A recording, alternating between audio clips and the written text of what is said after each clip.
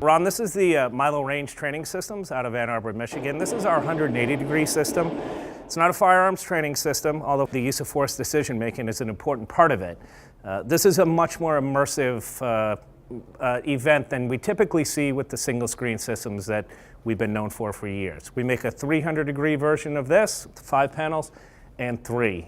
Typically, you've seen these systems going back to the late 80s, the FATS machines, and they were primarily designed for shoot, don't shoot. You saw a threat, and it was either deadly force or it wasn't.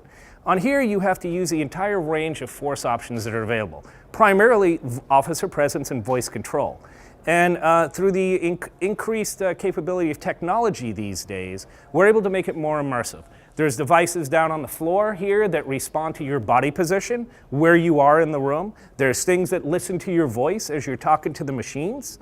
And if you tell the screen, basically, an actor on the screen, put your hands up, the machine hears it and can cause it to do that behavior, so you're rewarded with it.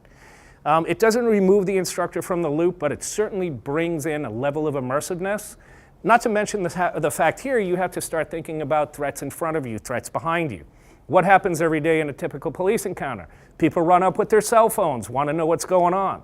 In the 5 minutes that we started doing this, I've got people over here, I've got a gentleman over here that just showed up. I've got to maintain an awareness of that as I'm going to respond to these calls, and I have to dynamically be able to respond to it. That's what the immersiveness of the wider angle screens allow us to do. It draws the officers in, it helps them suspend disbelief that they're in a simulator, and it causes them to have a wider range of awareness on things that are happening around them. That's the primary goal of the wider footprint system. All right, in this case, we stopped a vehicle for speeding. I'm the officer that's responding to it. I'm not sure what's going on, but I'm going through the process of calling it in. Ma'am, stand back, drop the weapon, put the weapon down. Please put the weapon on the ground. Please, drop the weapon. I see the weapon in your hand. I need you to put it on the ground. Do it now. I'm not going to shoot you. I don't want to shoot you, but I need you to put the weapon on the ground now. Police department, put the weapon down. Put the weapon down on the ground. What we would typically do is we would induce stress to the officer by having them do some type of external activity.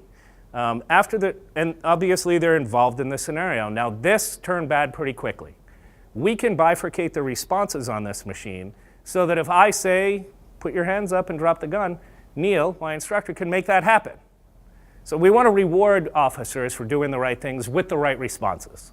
That's very important. The goal in here is not to shoot. But if you do have to use deadly force, to use it judiciously and to use it accurately and safely. And that's what we saw in a situation like this. And Ron, one other advancements that have become onto these systems is the use of very high level fidelity CGI, computer generated images. Something like this world that's behind us. Used to be very expensive, take a lot of computing power to do, and we can do it now on a single small computer. So I wouldn't use this type of environment for decision making and judgment. We want video-based human scenarios for that. These are good for skill builders and skill developments for building muscle memory on target engagements and target interdictions and things like that. Are they more affordable? Absolutely more affordable. We know that the times have changed. They used to call these firearms training systems. Shoot, don't shoot, decision training systems. That paradigm has changed completely. This is critical incident management, it's de-escalation, it's verbal control. The scenarios used to be bad guy versus the police officer. Now it's emotionally disturbed persons. Now it's critical incident management. Now it's someone who has a dependency on drugs or alcohol and aren't able to process information. Now it's dealing with autism and things like that. The scenarios have changed to reflect our modern society. Do any of your scenarios deal with different languages? Absolutely. We're doing a big initiative. We personally, Milo Range, we're dealing with these systems in over 40 different countries. Each one of them customizable to their own language, on screen, the actors, and on the computer screen themselves. We have scenarios that are being made currently in Spanish, Tagalog, lots of different communities. But as far as scenarios involving English-speaking officers who suddenly have to interact with those who only speak Spanish. Sure, absolutely. That's real easy to do because the end user can make their own community. So imagine this, you're in a class, a traditional class, you remember them.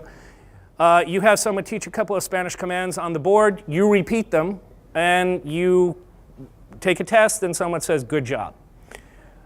In today's learning environment, adult learning, that's not interactive enough. So imagine having that and then saying, okay, mount up, put your gear on, and let's step into the simulator and do those, okay? Manos arriba, put your hands up. Date vuelta, turn around. I can learn those on the chalkboard, but to put them into practice here, where I'm using sight, sound, touch, feel, all those senses, increases the engagement, and which increases the retention of it significantly. What's the best way for departments to get in touch with Milo? The best way to get in touch with Milo Range Training Systems is to visit our website at www.milorange.com. Call 1-800-344-1707. Visit us on the web, Google us. These machines save lives.